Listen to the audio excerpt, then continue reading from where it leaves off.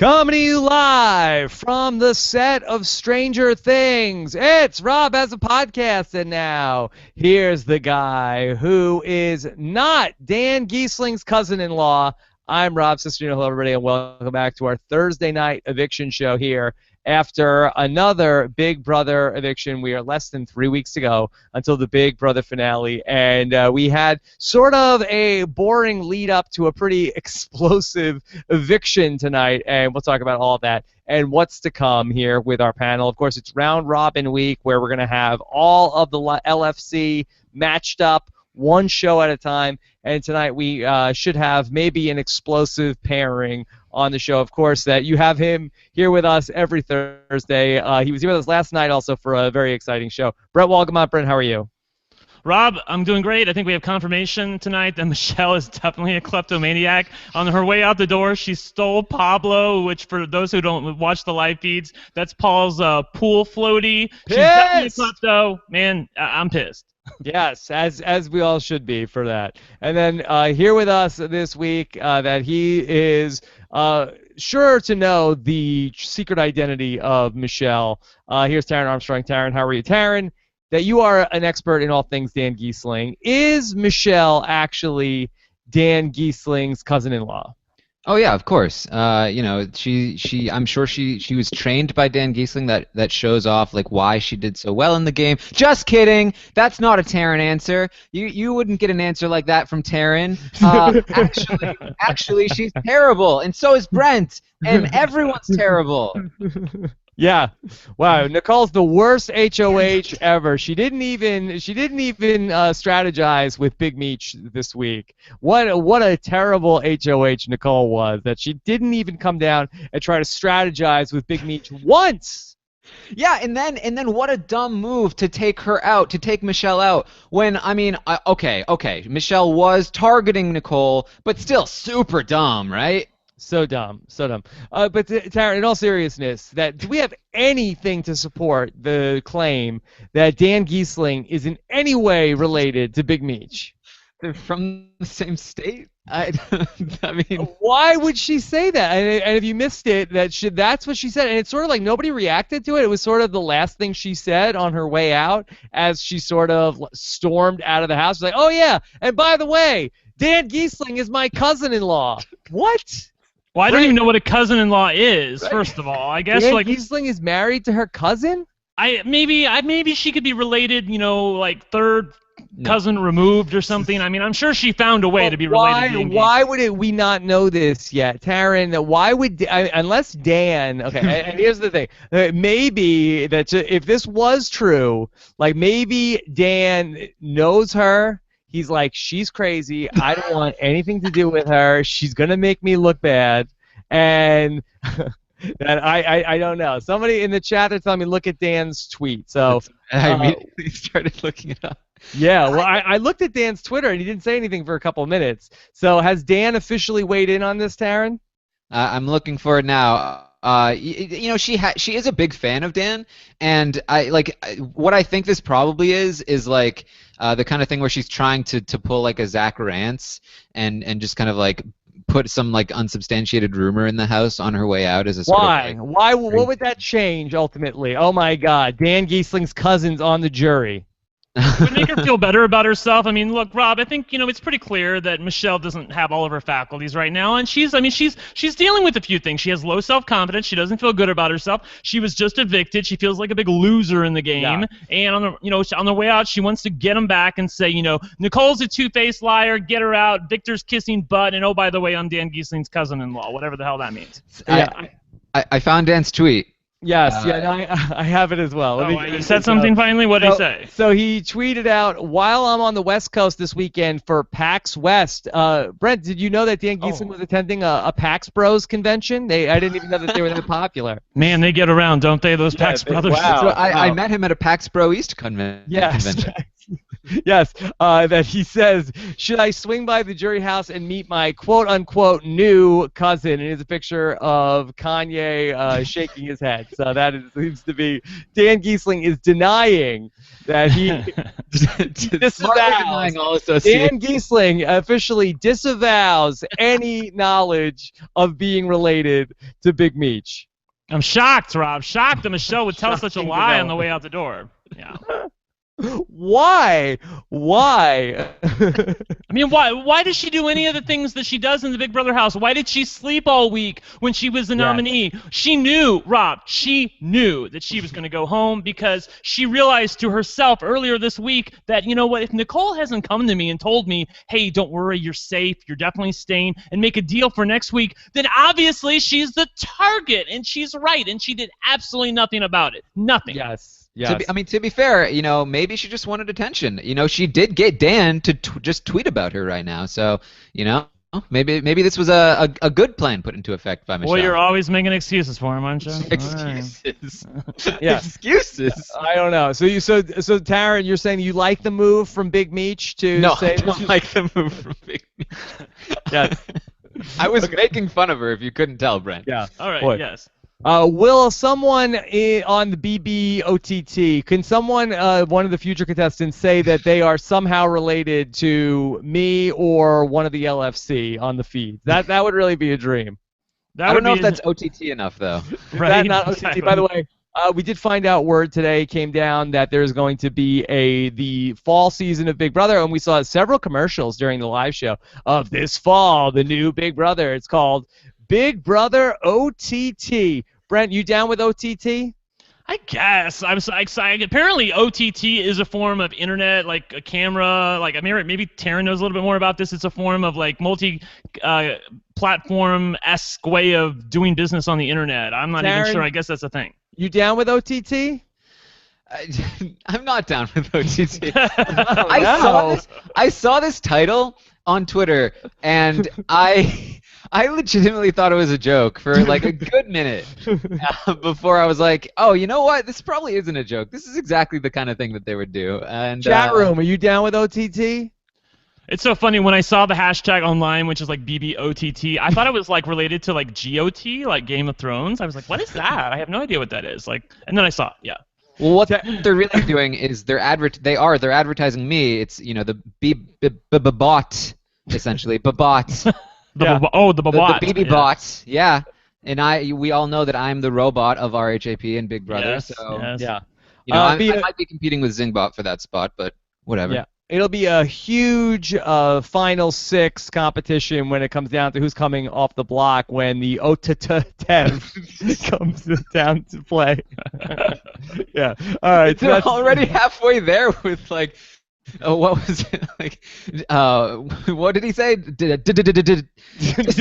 Dope. Yeah. Dope. That was it. Yeah. Tev. So that's going to be what's coming up there later on this fall. Scott St. Pierre is messaging me that this OTT stands for over the top, a term used for the delivery of film and TV content via the internet. So sort of like with an Apple TV or a Roku. But I think that probably they're going for maybe the double entendre of it's going to be so crazy. It's going to be over the top. You know, they didn't call it Big Brother OOC for out of control. It's OTT. So, well, I'm sure we'll have a lot of fun with that in the fall. But now, back to the task at hand. We're down to the final six. I really did think that, and we talked about the whole order of events for Nicole heading into this final six and why it was sort of imperative and a really good move to take Nicole out of the mix. But I feel like that it was a fumble here going into the end zone where we ended up with Nicole deciding to not tell James. Now, I'm assuming that it was a blindside. Brent?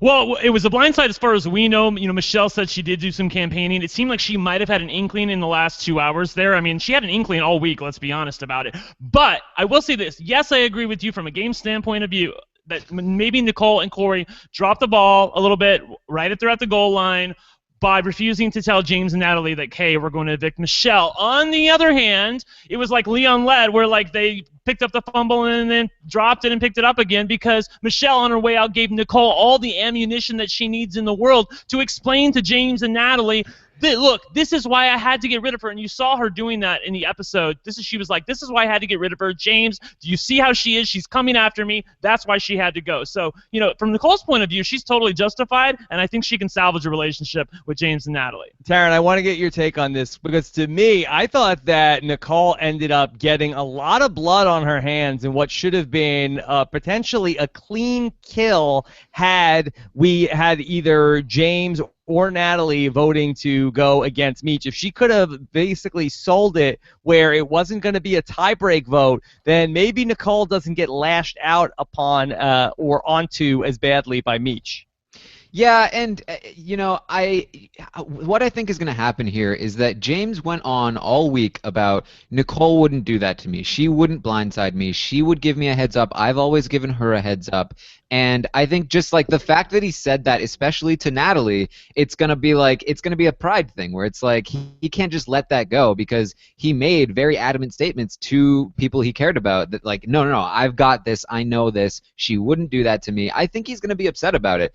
If she didn't tell him, we don't know for sure if she had or not. But I agree with you. I think that she kind of Nicole let herself vulnerable to this sort of lashing out from Michelle, especially when Michelle is going off on Victor, which is great for Nicole, I think. And then Nicole steps in and is like, "Listen, I'm really sorry." And then Michelle finally. And you, you, and you. Yeah, what did I say to Nicole? She really hurt Nicole's feelings. Right? Yeah, really upset. It was like, Taran, don't forget, I've got the knife in your back. I was the one. Taran, Yeah. I mean, what would you have Nicole do? Would you have her, break the tie in the eviction and let her do it for 30 seconds on the way out, or would you tell her 3 hours beforehand, 10 hours beforehand? Why do you have to tell her? James is going to quickly tell her. Come on. I mean, he's going to let her know. The cat's going to be out of the bag, and then you're going to have somebody who absolutely hates your guts in Michelle going around the house for, 2, 3, 10 hours, telling everybody why you shouldn't get to the end, blowing up your game, talking about all the deals you've made, trying to flip the script. I think Nicole played it the best way she could have, and Michelle gave her a blank check when she said all that stuff going out the door about why she had to get rid of her. Let me pitch something else then. All right. That James, we knew all week long, I was saying that whoever takes this BB bribe, it's going to be James. He's the greediest guy in the house. He loves money. Taran, if you were going to blindside him anyway, could you have used the BB bribe to soften the blow on James? Like, hey, James, look, we're going to break the tie. We're going to vote out Meech. Take this $5,000. We're going to just take it. She's going home anyway. You could vote out Meech. No, yeah, I mean, you could do that. And honestly, I think that, if she tells James, hey, we're going to vote Michelle out, maybe I'll bribe you to keep quiet about it, or to vote her out with us. It could only be one action. It could only be one That's action. why I said or, Brent. Okay, all right. I'm just making. Well, you can't do both, so it has to be one or the other. So if you get her to vote out Michelle. If you get her to vote out Michelle, then you can't get him to be quiet about it by the terms of the contract. That's being very technical. That's how it was. What are you, a genie, Brent, with these technicalities? That's two wishes. A genie with no pants. Yes. Can I wish for you to anonymously vote out Big Meech tonight? Can that be the wish? And here's the thing too, right? Even if James does break this silence and it unleashes Michelle on Nicole, I think that's great for Nicole. I think that even though it's more time for Michelle to do that, it gives her more of an excuse to say now this is James's fault. James, you told Michelle this and I told you not to, and now she's on my case, and this is exactly why I needed to vote her out in the first place. And it's not so much a betrayal as oh man, look what you've done now, James. I don't know. I think Nicole played it the best way she could. I think the blame for tonight's events lays squarely at the feet of James, Natalie, and Michelle. Rob, seriously, I know I'm dating myself with this reference, but it was like Larry Moe and Curly from the Three Stooges. They were like, well, you go ask her. No, you ask her. No, you ask her. No, whoop, whoop, whoop, whoop, whoop, whoop. That was literally the entire time. That's how they were for the entire week. And all of yesterday, since I talked to you last night, that's all they did all day long was no, you go ask her. You go ask her. Nah, she'd tell me. Nah, come on. I was watching Insanity all week long. Yeah, I thought Julie was pretty hard. Well, she wasn't hard on Big Meech, but she really made her look stupid when she's like, yeah, you said that Nicole's the worst HOH of all time, but didn't she get you out and you didn't talk to her? It's like, yeah, I know. She sucks. She's terrible. She was so stupid. Okay, Big Meech. But you didn't campaign all week long. You laid in bed. taking a 12-hour nap every day. That's what As Julie a should have super said. fan, Julie, she wanted to be in the audience. She was in the audience, Brent. She was in the audience, Seriously. front row Right? seat, watching this season. That tells you the kind of person that we're dealing with. She holds on to things like she holds on to a grudge like I don't know, an 84-year-old woman. Like oh my God, like I just want you guys to know that I couldn't even get in the audience for this show. Literally stop tape to let everybody know that. And Julie's like, bitch, shut up. You got in the house. What are you talking about?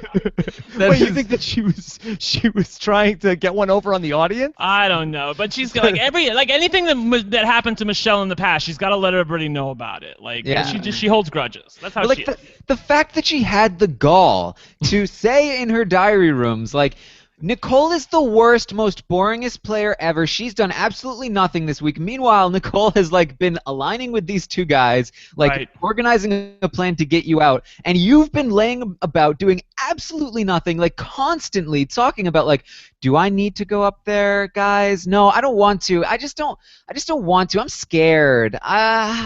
Man, can you just do it for me? Rob, this is what frustrates me, though, because Nicole, by her nature, is a non-confrontational player. Corey also, okay? James, Natalie, they're also non-confrontational players. And even Michelle, she didn't really want to go to Nicole and get the answer, so they're all just sitting on their thumbs, not talking to each other. We could have had an exciting week of feeds. Instead, we got absolutely nothing. I'm not even satiated with the 2 minutes that we got on the live show because, it really could have been so much more.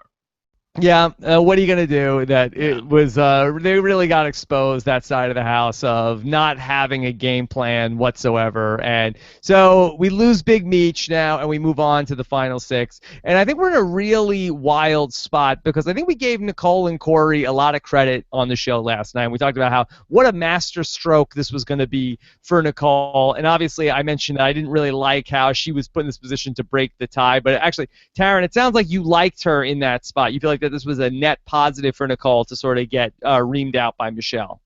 Not in the way that it happened. I think that if it was James's fault that it happened, he betrayed her trust in told Michelle, and then Michelle came after her, I think that's a good position for her to be in. But the way that it happened, it's still she still kind of betrayed James there. And I don't necessarily think that James will go after Nicole and Corey over Paul and Victor. But I do think that it has damaged that trust, and I think that's something that could come back to hurt her down the line. Nicole and Corey came off looking so stupid during that whole, there was no drama going on in the house, and we had this 15-minute wild goose chase of, is Victor gonna vote? Victor's working with Big Meech. He's gonna evict Paul. He's evicting Paul. The whole plan is ruined. What do we do now? Right. It's all over. I can't believe it. He screwed us over. I can't believe it. Brent, was that clever editing to give us something there, or was that actually something they were really concerned about this week?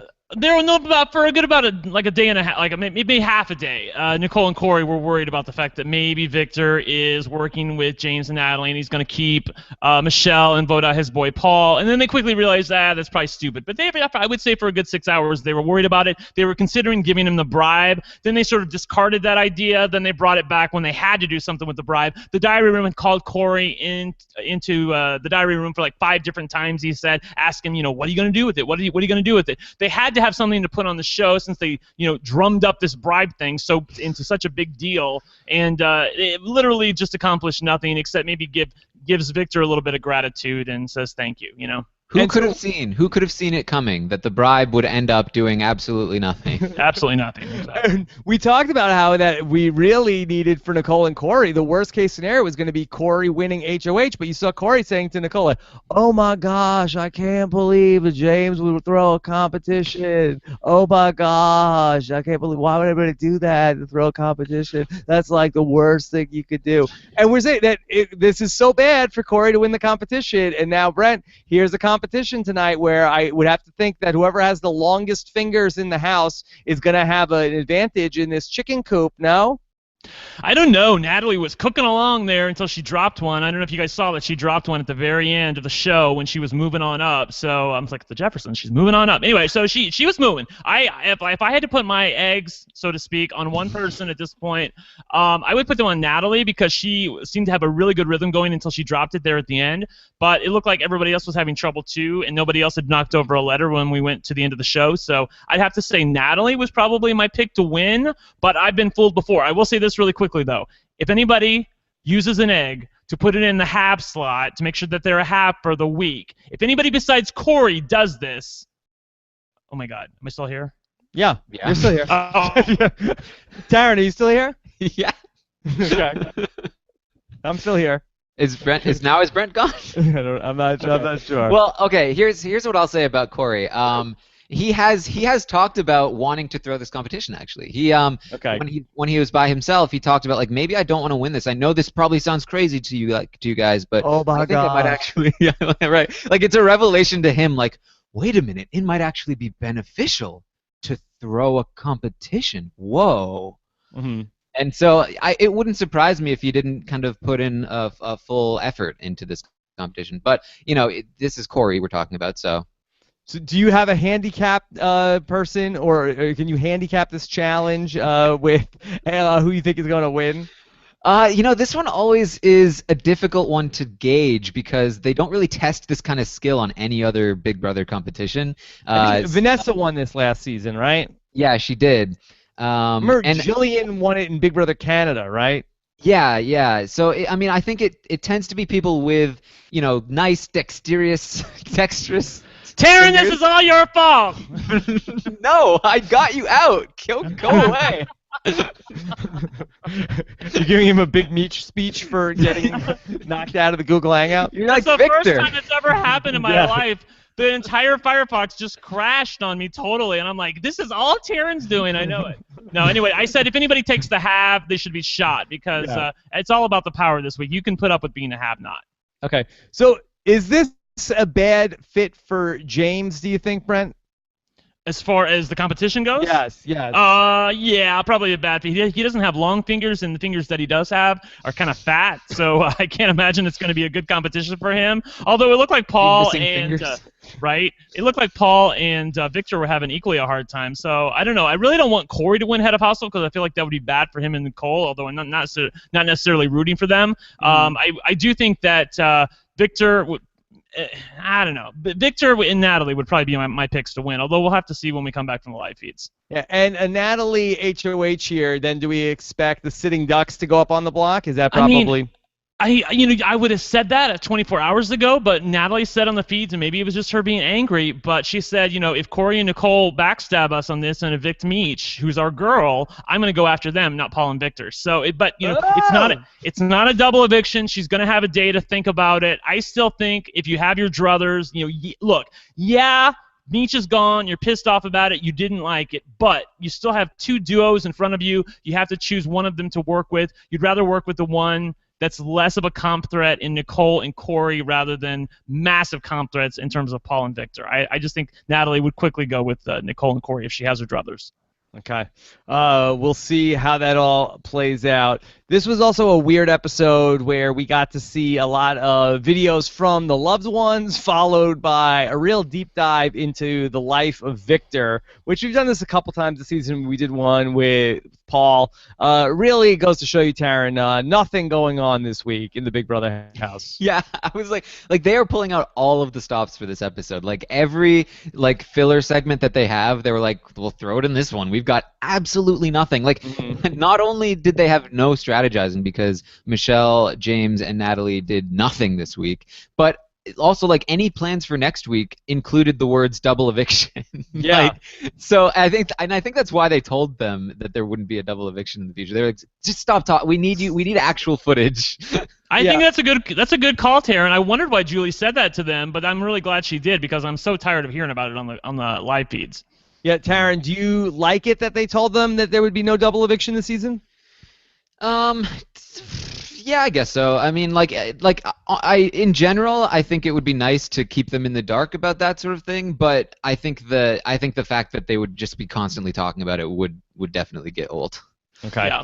Rob, All did right. you like the goodbye messages? Because I really did. I thought or not the goodbye messages, but the messages from the family members to the house guests. I mean, because to me it looked like the America. We talked about this on the preview podcast when we did it with the cast assessment, but it looked like the America I know. You have like Asian Americans and Latinos and Caucasians. It was a really heartwarming experience. I like seeing the family members talk to the house guests. I know technically, I think a purist in Big Brother would probably say, I don't really like that, but hey, it doesn't hurt anything and it warms the heart a little bit. I thought it was a good call. I think we've been doing that since Big Brother 14, Right. Taran. Is that right? That I remember it was like a Sunday night episode where they ended up showing everybody from home, and I feel like that we've done that pretty much every season along the way now.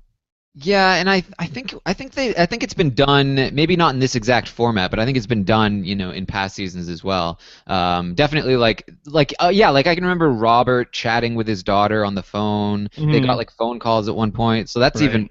that's way more contact than even this was. So it's definitely nothing new to Big Brother. I did really like the part where after they showed James's message from home, that Julie Chen needed to sort of explain who this other woman was, because they've been building up the whole James and Natalie showmans thing, and then we have like and James, so who is that woman to the right of your daughter? Is that is your baby mama? Is that correct?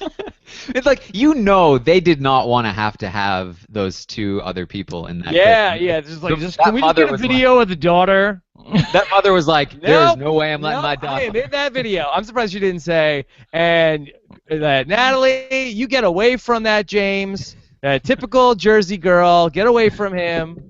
Based Right. on some of the things she was saying on Twitter earlier in the season, I wouldn't be surprised if she did say that and they just cut it out. Typical Jersey girl, get away from my man. Nobody gets in between me and my man. That's right.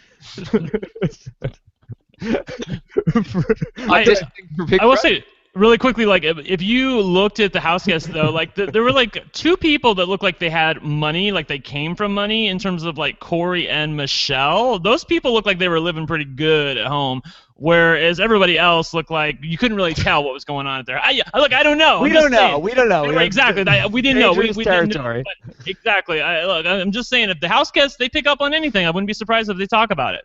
Yeah, and Corey got to see his dog, so all is right with the world, Taran. Well, that just gave me a thought. If you're a family member and you're taping a video, put some dreary looking stuff in the background. Oh, yeah. Well, I mean, this is a long time thing on reality TV, going back to Survivor Thailand, where Brian Heidick's wife at the time, I believe Cece was her name, and she's like, "Brian, we miss you so much. Like, here's your Lamborghini." Like, she's like showing like all like the rich stuff. So yeah, you want to sort of like get your family inside like a cardboard box, like, "We miss you so much. Hope they turned the electricity off. Hope you can make it back okay." Yeah, that'd be good. That'd be Exactly. good to do that. All right. So I want to get to the questions here in a little bit. What else before we start to get to some questions, Taran? Anything else from the episode? I mean, I feel like maybe Brent has something. Well, Yeah. I was gonna say, like, look, for those of you who don't play Big Brother, this little editing thing that they showed about Nicole being freaked out by Victor possibly voting out Paul, when he walked into the bathroom and talked to Michelle. These are the kind of things that can get you in trouble in the Big Brother house. Something as totally innocent and benign as Michelle walking into the bathroom and then Victor walking in after her. That caused a lot of consternation on Nicole's part. So, I mean, like, it behooves you to have awareness of, and Andy Herron did this really good, an awareness of where you are in the house and how other people are perceiving you, of where your position is in the house. And I don't think he did anything on purpose there. Obviously, it was pretty benign, but, anything could have happened with that. You never know what goes on in Nicole's head. She's notoriously flippy when it comes to big plans. Something else to look forward to for next Thursday's show is probably a jury house segment. Should be pretty strong once Big Meech gets to the jury house and she can continue her feud with Paulie and how she beat him in the game. That'll be pretty good. Yeah, exactly. Well, we couldn't even see a jury house segment tonight because the jurors who were there are the same exact jurors who were there last week. Yeah, so, it must have gotten pretty boring this past week. If even on right. tonight they didn't even give us a jury house segment. Hey, Yeah. hey guys, can you do that thing that you did last week? Can you do that again? Rate Polly again. Me and Zakia, we patched up our differences, and now everything is on lockdown. You could say that everything in the jury house is OTT right now. Rob, did you hear that the Calafiore family was not exactly happy with CBS and the producers of Big Brother about the editing job they did with their boy there? Well, go on, Brent. Well, okay, well, yeah. Paul Calafiore and his wife, I forget her name, Mrs. Calafiore, were very upset. Mama C is her name. Mama Brent. C is her name, exactly. They were very upset about the way that they felt CBS badly edited Paulie to look like a woman hater and an ass, and they let everybody know on Twitter.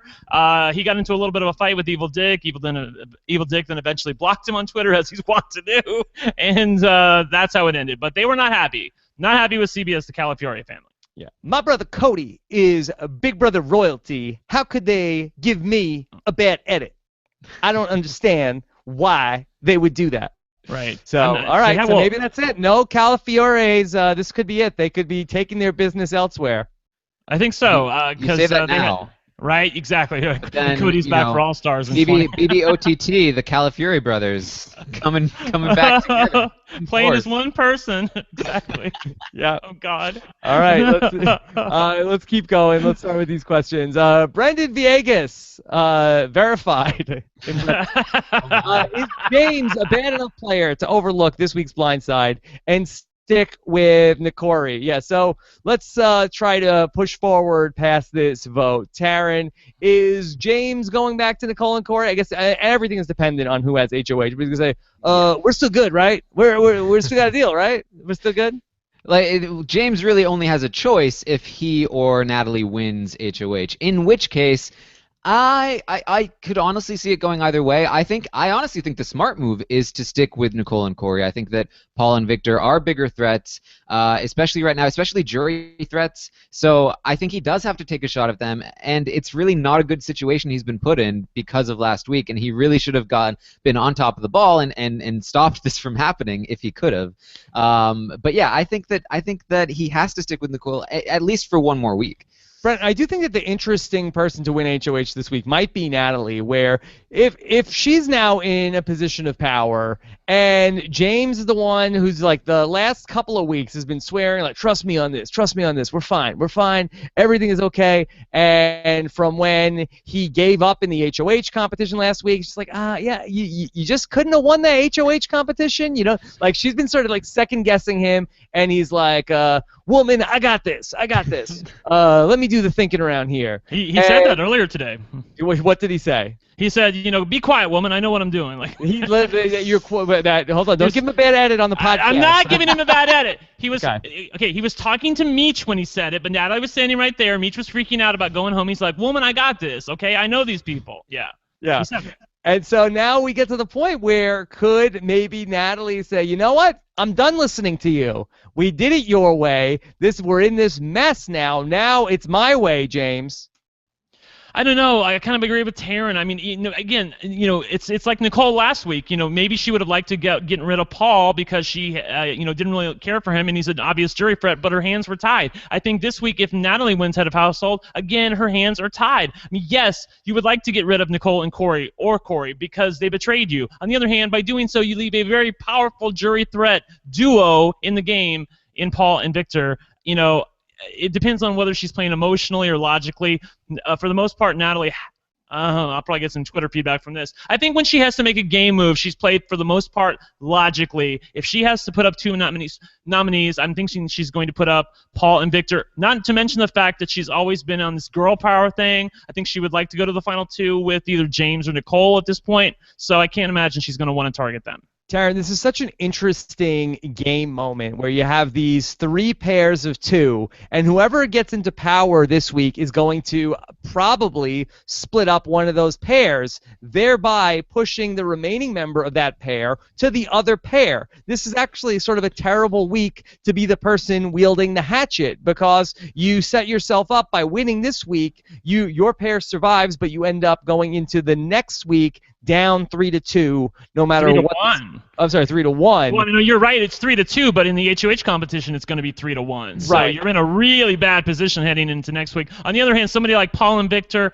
they have to win head of household here. If they don't win head of household there, I have to believe they're going to go on the block. Like I said, Corey should not win head of household, but I mean, I like the way this season's been going. I wouldn't be surprised if he does it. Okay, Taran. So with that in mind, do you have anything to add to this strategery? No, I mean, I think you're totally right. I do think it's a really interesting situation because it's very much like a stalemate on all ends, where it's like, if you do take this power, you will be in a very, very, very vulnerable position next week. But if you don't take this power, you might be the one going out this week. So it's very interesting, and I always equate this back to Risk, where it's like the person that takes the hit to go after the big threat, and they lose all their armies doing so, is always the one that gets screwed in the end because they wasted too much of their capacity to take somebody out. And that's exactly where they're sitting right now. And really, this is become a game where they have to now rely on like their social abilities. Like if Paul and Victor cannot win this HOH and survive to next week, then they've almost won the game at that point. All right. Can I say something else that could be getting into hot take territory? Sure. This is not a bad season of Big Brother. I said it. It's not. I feel like that worst season ever. We're at the final 6. It's anybody's game. We have exciting strategy to talk about. This was a slow week, but we've had big moments along the way. Taran, is that too hot of a take? No, I mean, I feel like we've been kind of talking about this for a little while, where I think that especially since the Pauly flip and then the sort of betrayal of Paul and Victor, I think that the season has really stepped it up a notch, even though we were headed towards worst case scenario. We really were. We were headed off the cliff, and we could end up, hypothetically, if we end up with Paul and Victor getting to, say, Final 3, and one of them winning the game, we could, a year from now, talk about this was it's not as good as BB18. That season was great. You guys will be waxing poetic for Januaries to come. I do think that's contingent on a Paul or Victor win, though. I think that if anybody else wins... Corey wins, we're like, worst season ever. Well, I think it'll still be seen as... Oh my gosh, this was the best season ever. It was like Christmas in September. I think it'll still be seen as like it wasn't a bad season, guys. Remember all that fun time we had, after the Pauly flip and Paul almost winning, and I feel like that's sort of where we'll go. Yeah, Brent, are you in on this? I mean, I'm in on this. I would have liked a little bit bigger personalities. Like I said earlier, we have a lot of non-confrontational people in the house, and that's not really my cup of tea. I prefer more Big Brother 14 kind of playing, but I'm cool with these people, and they've definitely stepped it up, as Taran noted. The Pauly leading up to the Pauly eviction, or that week leading up to it, actually, was when I talked about on the live feeds, the footsteps of people realizing that Pauly was in power. I was glad to see they weren't going to be sheep being led to the slaughter or lambs, whatever. It was good to see that people woke up and decided to start playing Big Brother. Okay. Could have been a lot worse. It could have been a lot worse. Exactly. Coming from R. Vandervest. Final thoughts on the I'm a super fan Big Meech. Does blowing up people's games when you think you're going home good enough to be considered a memorable player? Taran, this idea, the Big Meech, it does seem though. She does not seem so much like a super fan, but almost like a super casual, where it's the idea of you got to make big moves, you got to have big moments. She's like playing for the top 10 list of memorable moments in a season, but not necessarily playing to win the game. I agree, and to her credit, I feel like the fact that almost nobody else does that kind of said, like, even though I think she does it kind of poorly, but it still stands out because so many people do the like, I've loved spending every moment of this game with you guys. It's just been such an honor. Like, it's so boring most of the time that anything out of the norm is kind of like, oh, whoa, what's going on here? And then, she stumbles over her words quite a few times and is very sort of awkward as she calls out people on her way out. But it is kind of like entertaining in a very train wrecky kind of way. Right. And so I think that ultimately it works. Like, if you want to play for being a big character, I think that it's pretty easy to do so. Playing for the YouTube highlight reel of best moments of BB-18. She's got a lot on the reel. She's got a lot on there. Yeah, she does. Look, I'm going to lambaste her for her play this week. It was absolutely non-existent, but I will give her credit. At least she didn't spend her final moments, saying hi to mom and dad there in the final 2 speech. She literally used all of her time and took as much time as they could probably give her, saying, look, it's a bad idea to keep Paul. If you keep Paul and Victor together, you really run the risk of them going to the final 2. They're massive threats in the game. I wish she would have said that about 3 days ago. Maybe she would have had a chance. And I'm telling you that cut to 2 weeks from Friday when we're sitting there and Taran, you and I are there on a Friday night once again. Here's a flash forward. Taran, what did you think of the Big Meech montage when Nicole said to Corey, hey, you guys, do you remember Big Meech and all the blow-ups that she had in the house, that she was so out, OTT? And then cut to Big Meech montage, the Meech-tage. It's happening. The Meech-tage. Somebody just said in the chat that like they feel like Mish is more of a fan of like a BB like personality superfan than a BB strategy superfan, and I think that's very apt. I think that she's a huge fan of the big moments and the big personalities, and she really wanted to echo that. Just so you guys know, Willie Hance is my cousin-in-law too. Maybe she was like, I just dawned on me, like, was she doing like a Zach Rance thing where like, I'm related to this person? Yeah, that's what I'm saying. Okay, cool. Well, did you, sorry, I couldn't remember if like that came to me from somebody else or if you said it previously. Yeah, like I know, but like he went along with him of it. They accused him of it, then he went along with it. Exactly. Yeah. This is the weirdest thing ever. And so that she saw that stood out to people, and so she was like, "Hey, I'm gonna do it too." Yeah, it's so crazy, so crazy. I don't know. Carson Coffin, for the future of the Final Four Alliance, would it have been better to target someone like Natalie or James this week instead of Meech? I mean, this is something that we've talked about at length this week, but Taran, we didn't have you on the show last night. Any credence to the idea of it would have been better to go after Natalie or James in the spot where Nicole could have renominated somebody? No, I don't think so. I think that Michelle is the perfect person to take out here. She's always been gunning for Nicole. She's always hated Nicole. She gets to take that out of the house, and she leaves in the threatening pair and James, the person that both Victor and Paul want out more than anyone else, and has the best relationship with her. I think that it's a no-brainer to take out Michelle here. Okay, this is from Katie Wallace. When was the last time we had a tiebreaker in an eviction? Taran, do you have that top of mind, the last tiebreaker we had in a live eviction? Was it Vanessa with Austin in her shoes?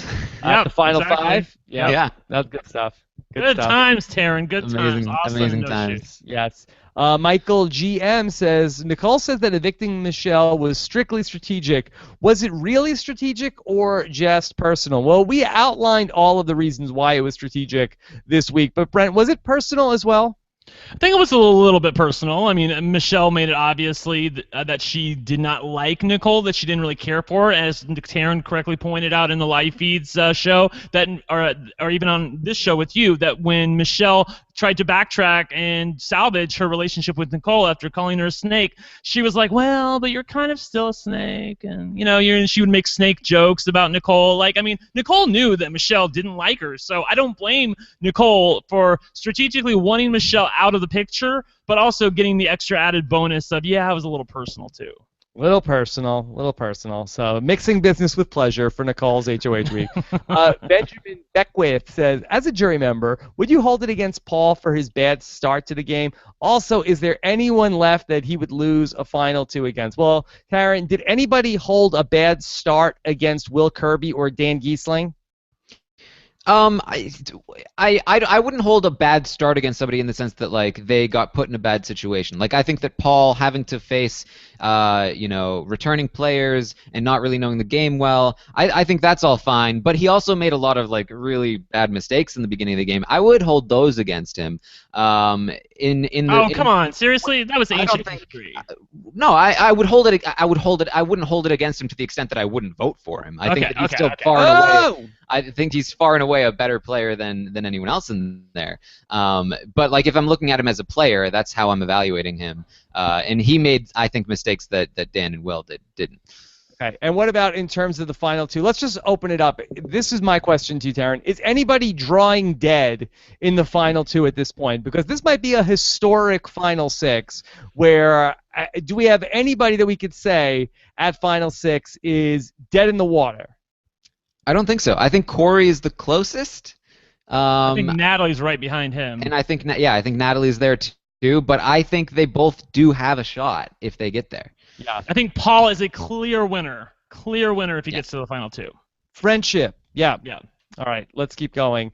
And this is Jonathan Clark. Was Meech basically dead in the water the second Rob picked her to win? I mean, I did endorse her going into but she was in a really good spot. It's not like that she was actually in a bad spot and then somehow, she doesn't start playing bad because she had Meech Bentham, Taran. It was real. She had Meech Mentum. It wasn't a Meech rush. It carried her right off the cliff, Rob. Right off. Oh my goodness. Yeah. Poor Meech. Poor Meech. Okay. Not poor Meech. She didn't do anything this week. Yeah. Except Brent, steal. Brent, do you want to dance on her grave finally for saying that she didn't like any of the live feed correspondence before the season Michelle, started? we don't like you either. You sucked as a player. You were terrible. I didn't even like your speeches on TV because you would stumble all over yourself all the time. And you don't have the voice for Big Brother either. Yeah, she really did waste, I think, all of her good speeches during the double eviction. I felt like that the speeches tonight I was a little underwhelmed, Taran.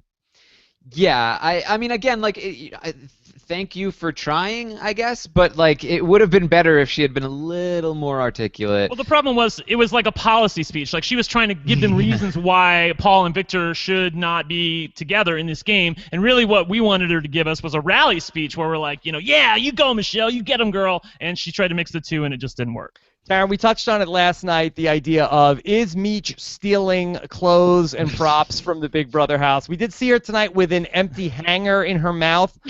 Potentially a clothes item was on that. Do you have Did she eat it? Yeah, do you have what she's doing with it? on Big Meech Gate?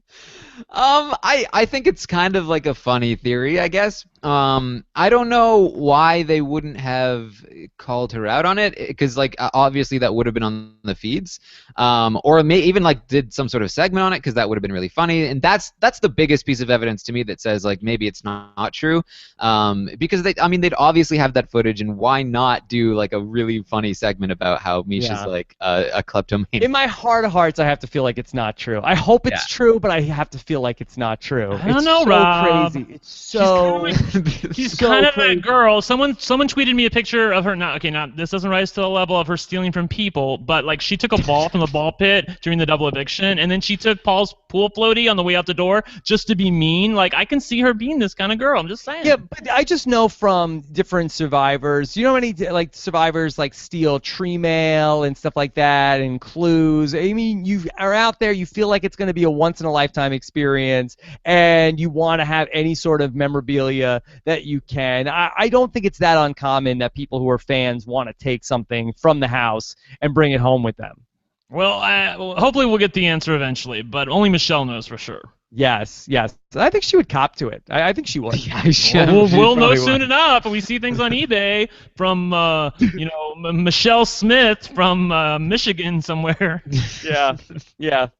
All right. Anthony966, question for Taran. Who from BB18 would you want to see on American Ninja Warrior? I think there's only one answer, right? I mean, we have to see Victor, obviously. Yes. Yeah. Okay. Brent, were you even more on the Victor train after seeing the whole highlight reel of his family? Oh yeah, not only his family but his friends. Obviously he's had a little bit of a rough life. Obviously, it's so funny because I've always wanted to go to Puerto Rico, and he's apparently spent like half of his life there, and he says his heart's in Puerto Rico. He'd be a wonderful winner. I mean, I know he's been evicted twice, but I really don't. Like I said on the Live Feed show, that just seems to me like bringing people back is an element of Big Brother now, both in Big Brother and Big Brother Canada. So it's just I don't even care about that at this point. If Victor gets to the end, he has a valid argument to win. Yeah, I'd say who cares? Taran, is there anybody that's in all of BB fandom that's going to be annoyed with a Victor win because he got voted out twice? I think that there will be people who are annoyed that Victor won, and that's a reason that they'll use. But I think that's because they already don't like Victor. Mm-hmm. Yeah, I just think that if you get voted out once, you shouldn't win. If you get voted out twice and you come back and win, I think you should win. I think you deserved it. I think that that's the case. Well, I'll fight. I wouldn't go that far. Yeah, you broke the curse, Taran. That was it. And so I never thought I would endorse a player who went out and came back in, but I do think, I would have endorsed the Johnny Mac win last season, but it was like he didn't leave the lot. But I would say that for Victor, especially the second time, it was a very much like Johnny Mac-like, where he didn't go with 10 feet away from the house at any point in the second time that he came back in. I say let him have it. Let him have it. Double negative. Yeah, I'd be totally fine with a Victor win. That doesn't mean that I would think that he's a great player, but I think whatever. We're not talking about the great players anyway, and so why not Victor? Why not? Okay. So in terms of the HOH competition, do we have a winner yet? We do not have a winner yet. We have an update on close. Hold on. Yeah, close. Yeah. So close. Okay. All right. So how much longer do you think until we have Well, I can tell you that it could be any second. Right. A couple people have one letter left. All right. So let's answer a couple questions, and then we'll talk about the HOH winner in the spoiler section and talk about what the fallout of that might be. So let's take a few more questions. Stephen H says, do you think that not telling James and Natalie they're voting out Michelle was a bad move by Nicole and Corey? Do you think that James and Natalie would go after Nikori if either one of them wins HOH? So we talked about the first part about whether we thought it was a bad move or not. But in terms of James and Natalie going after Nikori, of the two, who would be more likely to want to go after Nicole and Corey? Who would have the stomach for that more, James or Natalie, Taran? I do think it would be Natalie. I think that even though James is probably bit hurt by it, I think that he's somebody who's still thinking about we have to look at our position in the game and how would it make sense for us to move forward, and I think he would look at Paul and Victor as big threats, whereas Natalie might be more sort of revenge focused and think or maybe even less so. Maybe she just sees Nicole as a bigger threat than either Paul or Victor, where Nicole can win these mental competitions and she knows that mental competitions are coming up, and so I think maybe she'd come at it from that angle, as well as the sort of they screwed us too. Brent, do you agree? Yeah, I agree. Natalie is clearly the one of the two who would go after Nicole and Corey. I really don't think either one of them would, but if I had to make a call, I would say it's going to be Natalie for the reasons that Taran said. And if Paul and Victor can look, they got two things that they can play. One, the competition's coming up, favor Nicole. Two, they were lying to you all week. They were planning this. They wanted Michelle out from the beginning. That's why they didn't put Paul and Victor up. I mean, because if they wanted Paul to go, they should have put Victor up. I mean, they should have seen this coming since the nominations, and they didn't do it, and that's on them. Taran, is this a new wrinkle in the egg moving contest, this idea of now then you have to roll the eggs down a ramp? Wasn't it always you just had to get your eggs through? Yeah, very much so. They have to hit a sort of a target, and it's very difficult to hit this target apparently. So it's making this much more of a sort of crapshoot where there are a lot of people who are at a similar amount of targets hit at any given time, and so any one egg could make all the difference. Right. The thing that's really interesting, and we saw this on the show. Only the O is directly in front of the ramp. Oh! The two H's are on either side, so you really have to go on one side and roll it down diagonally to try and get a shot at it, which isn't very easy at all. Meanwhile, somewhere in the Boogie Down Bronx, Glenn is sitting there. Do you know how much time I spent practicing with eggs? Yeah, I'm sure he could tell us strategically how he would win this. Please, stop. Yeah, I had the whole thing figured out. I was going to get back in, and then I was going to get to the HOH competition. Forget it. maybe we can have him show us his amazing egg handling skills in person if he makes it to the live Know It All show. Yes. You're giving all these dogs haircuts. Yeah, I got amazing dexterity. Shannon Kish says, why did Michelle throw Pablo into the audience? That piece of memorabilia would sell at one of the highest bids on eBay. So, wait, hold on. Brent, did she take the life vest and throw it into the audience? This is the thing. She is. Yeah, exactly. It's not a life vest. It's a floaty. I mean, she's a vindictive bitch. Like, she knows how much that means to Paul. That's his toy that he's had it in the house the whole time. This is the equivalent of Kelsey walking off with the duck. In Big Brother Canada when she took who was the blonde girl's name? The bitch. Maddie. Thank you. Exactly. She took Maddie's duck. Exactly. It always comes down to a duck, doesn't it, Taran? I think that's what it is. Yeah. I did read on Twitter. I don't know how reliable this is because it hasn't been confirmed or anything, but I did read that apparently they gave the Pablo back to the house. They this is a big revelation. Should that be allowed, Taran? Should that be allowed? Once it was evicted, should it be allowed to come back in the house? And should the floaty be able to win if it gets to the final two? Clearly, production interference. He didn't even have to win a competition to come back in. Yeah, right. Very not fair. Very not fair. All right, L Anonymous says, till now, why have we not heard a single confession by Corey talking about his relationship with Nicole? If he's saying he's not interested, then wouldn't that be a cue for good TV as well? Yeah. There's history for this though. Oh my gosh, we're just having sex. It's not. It's not like we're it's not even that, unfortunately. Corey's made it known to Nicole and to many of the other house guests that he's not here for a relationship. He doesn't want a long-distance relationship with Nicole. Like, at this point, they're kind of just F-buddies at that point. I mean, that's really what it is. I mean, I think that's how I see it. It's the truth. I think Nicole thinks there's something more than that. And I think that, like I said, there's sort of history for this where, like, with Shane and Danielle, like, they didn't really show on the show that, you know, one maybe was a little less interested in the other. And almost really the same thing with Drew and Diane, where, like, you know, they really sort of seem to protect these unrequited relationships. Maybe because they like having the romantic sort of, they love the showmance. They don't want it to be like super ones, unless it's like Boogie and Erica, I guess. Yeah, I think that for Big Brother, it is a family show. It's on 8 p.m., you know, 2 out of its 3 times during the week. I think that that's an easier story to tell of, look at this other cute couple, and look at this cute couple, and look at this cute couple. And it's like, well, this is just, he's just having sex with her. That's basic, and that's what's happening. So, like, let's be real about it. He loves dogs. Exactly. He loves Christmas. He loves the reindeer. Guy, but he just loves sex without attachment. Also. Yeah. Oh my gosh. Is that like Christmas? Yeah, Christmas comes once a year, but that's not true about me. He's a very complex person, Rob. Complex many guy. Okay. With personality. L Anonymous says, till now, why have we not heard a single? This is same topic. Thought I could just quickly change the subject about that after that. Okay. Let's see. This is this is the obligatory card. Is Taran single?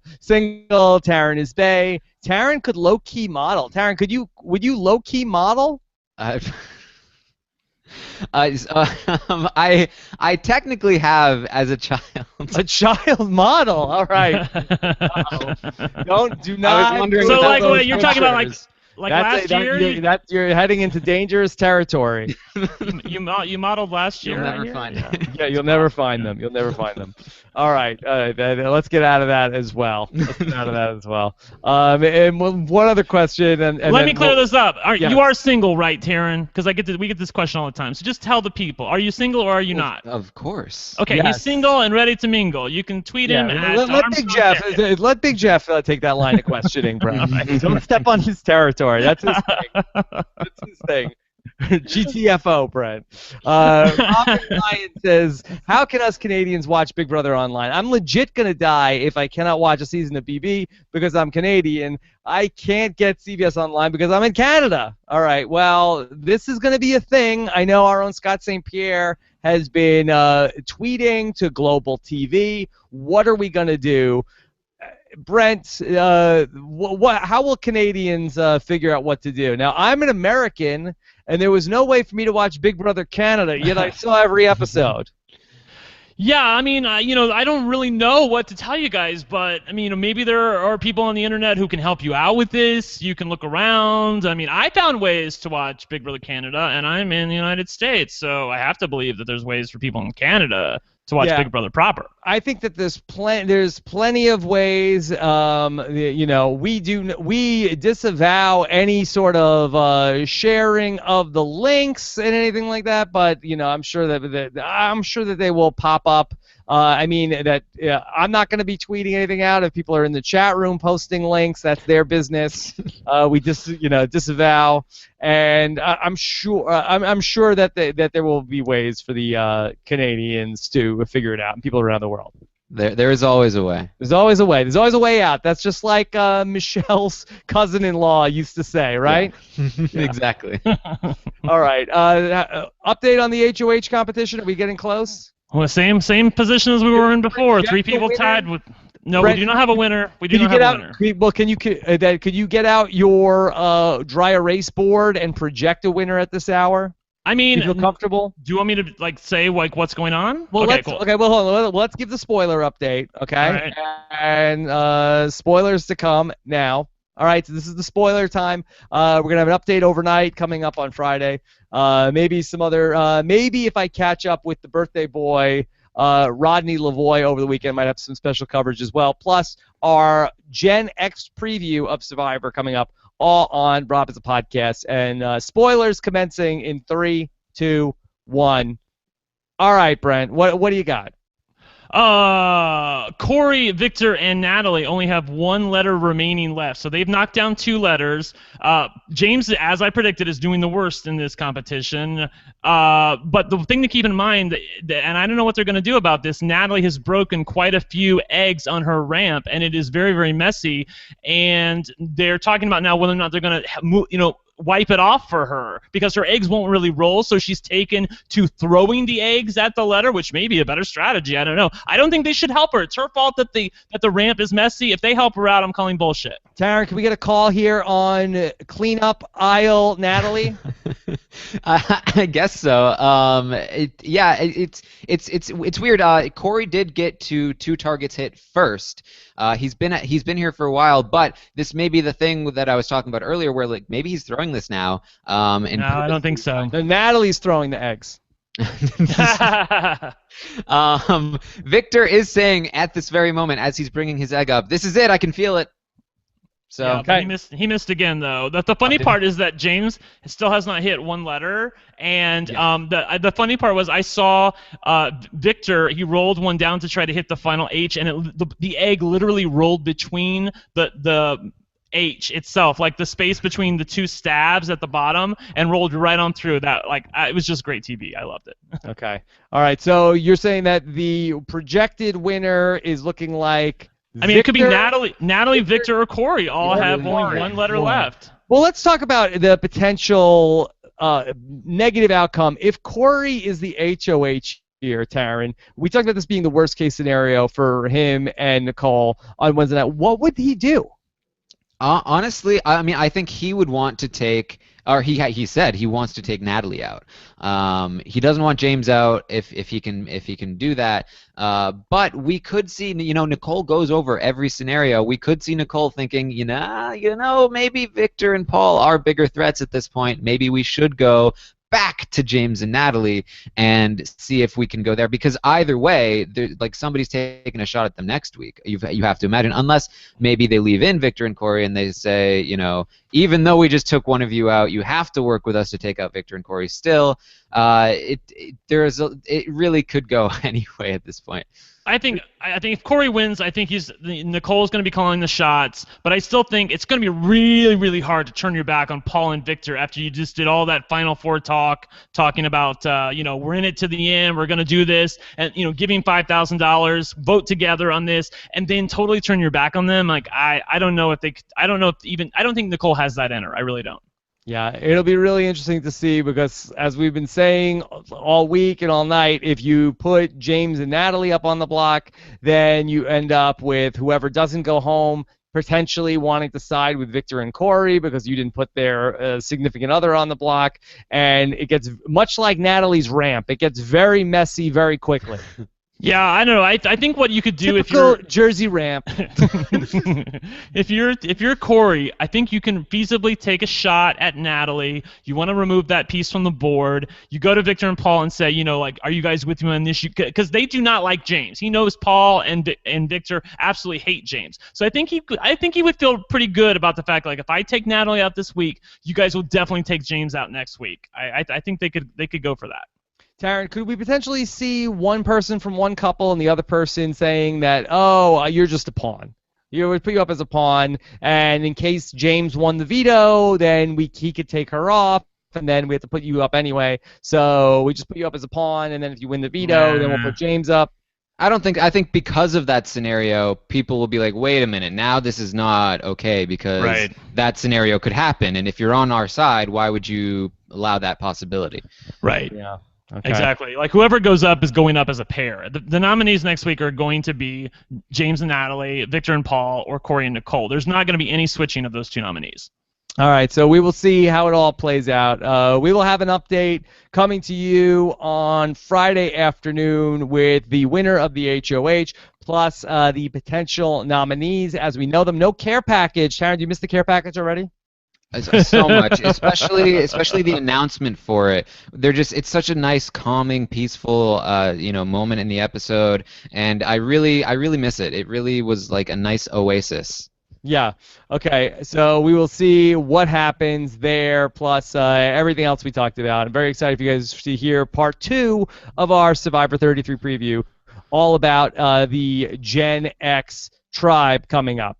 All right, so Scott is telling me we have 2 more questions, so let me just run through these real quick. Gregory McBean says, are we to assume that whatever pair wins HOH tonight will ultimately be sitting on the block next week? True or false statement, Taran? Way more likely than not true, but not 100%. There's my boy, Fancy Fencerton. Oh, I saw you sitting on the fence earlier, Brent. I saw you sitting on the fence about Natalie earlier. Yes, Taran. By the way, go. Do you want to respond to Brent's nickname for you, Fancy Fencerton? Is that gonna stick? Well, I'll say this. Brent only mentions it when he doesn't like what I'm saying, because he doesn't like that I'm consistent and he's not consistent. And when he fence sits, I don't say anything because I know how hypocritical of an argument it is. It's true. He's right about that. I will own that, definitely. But I will tell you, Rob, this competition is driving me freaking nuts. Seriously, it was every time they go to shoot. When it came on, I was like, I can't imagine a world where, like, I was a Big Brother contestant and be like, yeah, at some point my entire game for $500,000 is going to come down to trying to move an egg through a fence. That's really your whole game. Every season, somebody's game is affected by a little fence and an egg. It's so it happened. It happened to Victor again. Like, stupid. His egg rolled through the H again. Who cares about a stupid egg? I know. Oh, you should win a lot of money because you're good at carrying an egg through a chain link fence. You're the best. It's just like Survivor. You got to practice, just like you have to practice fire making. You've got to practice rolling eggs up through little chain link fence type things. Yeah. How do you practice that? You sit there in the backyard, like, oh, there's a fence. Let me get a dozen eggs. Do a farm on this. Yeah. Let me say, American Ninja Warrior packages. They train on farms. Exactly. I would be like Glenn. I have piano fingers. Okay, I could win this competition. My fingers are thin and long. Like, I would have this competition hands down. I would have it. I'm telling you. It was the one poison egg, and I went through it too early. If I could do it over again, why would I have to be an idiot? And I asked them, could I put the poison egg in? Yeah, do we really have to hear about your fingers, Brent? Like, come on. You've got everything thought out, don't you? Yeah. You all right. really do my strategic bed placement. And then finally, Johnny DeSavera, the great Johnny DeSavera, said he takes a break from tweeting about Breaking Bad to say, does RHAP need to pitch in and help at Tulane Terry go into the witness protection?